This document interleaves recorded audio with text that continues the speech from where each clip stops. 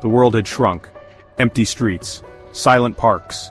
Mr. Kit, once a social butterfly, was now a recluse in his new apartment.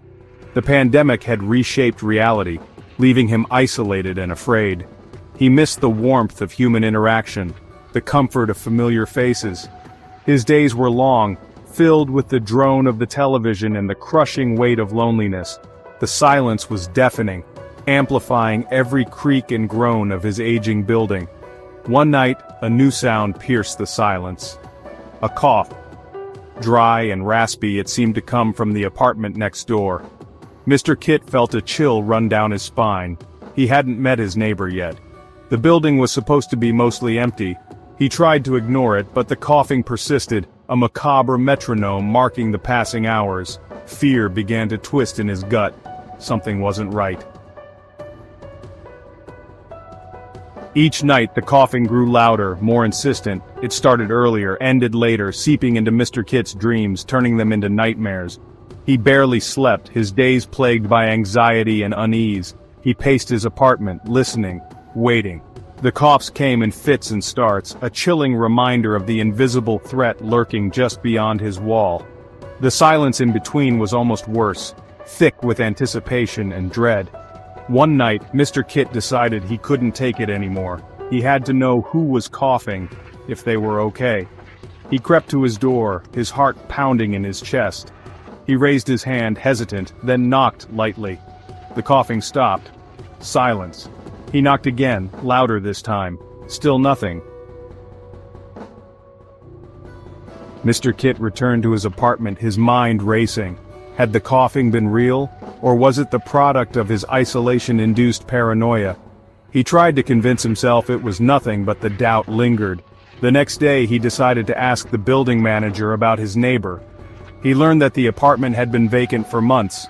The previous tenant, an elderly man, had passed away. A cold dread gripped Mr. Kit. He couldn't shake the feeling that the coughing was real, that it was somehow connected to the deceased tenant. His apartment felt different now, colder, filled with unseen eyes.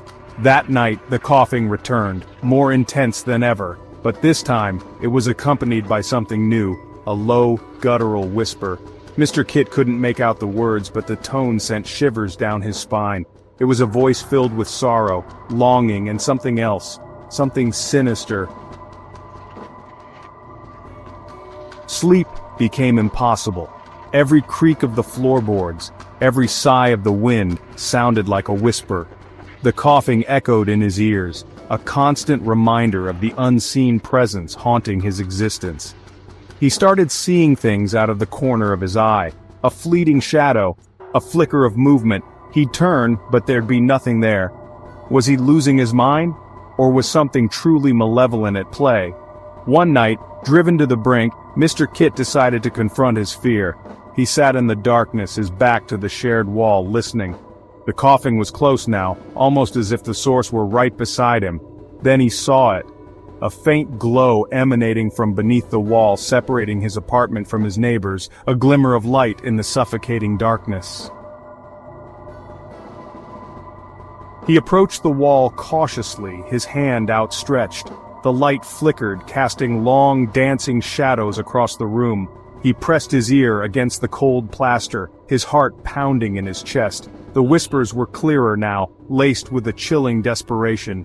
"Help me," they seemed to say. "Please, someone, help me." Mr. Kit felt a surge of empathy.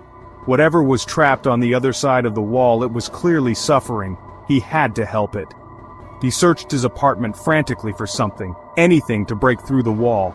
He found an old hammer and chisel, relics from a forgotten DIY project.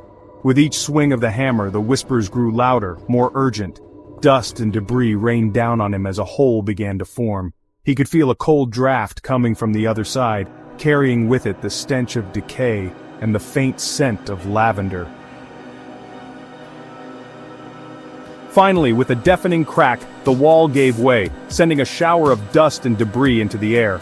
A rush of cold air hit Mr. Kit, carrying with it the faint scent of lavender and something else, something rotten, like decaying leaves in autumn. He peered through the opening, his heart pounding in his chest, each beat echoing in his ears like a drum. The neighboring apartment was shrouded in darkness, illuminated only by the dim moonlight filtering through a grimy window, casting eerie shadows on the walls.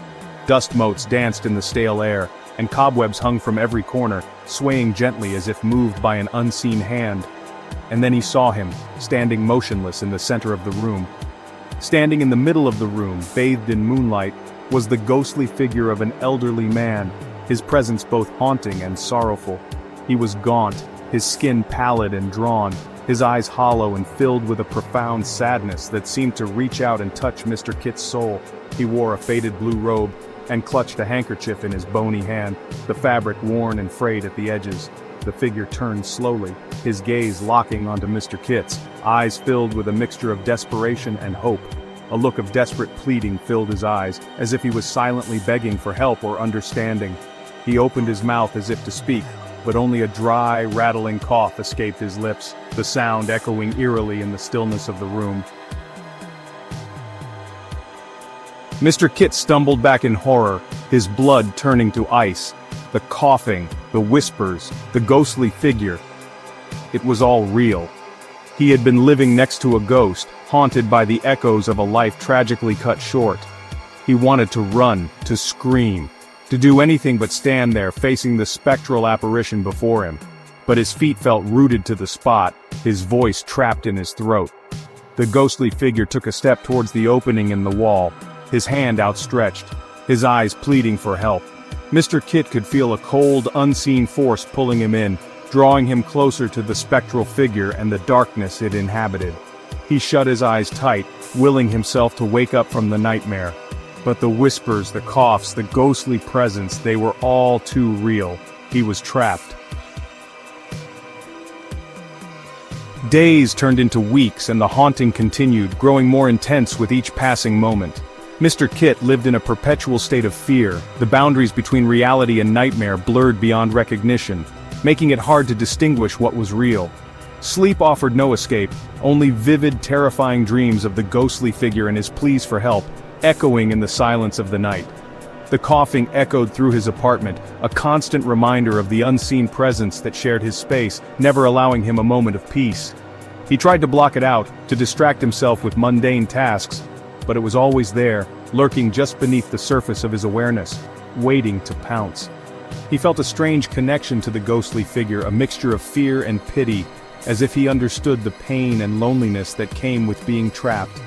He had learned from the building manager that the elderly man had died alone, his passing unnoticed for days, a tragic end to a solitary life. Was he trapped, unable to move on, bound to the place where he had spent his final moments? Mr. Kit wanted to help, to offer some solace to the lost soul that haunted his apartment, but he didn't know how, feeling helpless and overwhelmed. He was a prisoner in his own home, held captive by his fear, and the chilling presence that refused to leave, making every day a struggle. He was living in a nightmare, and there was no waking up, no escape from the relentless torment that had become his reality. The pandemic eventually subsided, the world slowly returning to a semblance of normalcy. Streets once empty began to fill with life again, and the echoes of silence were replaced by the hum of daily activities. But for Mr. Kit, the fear remained.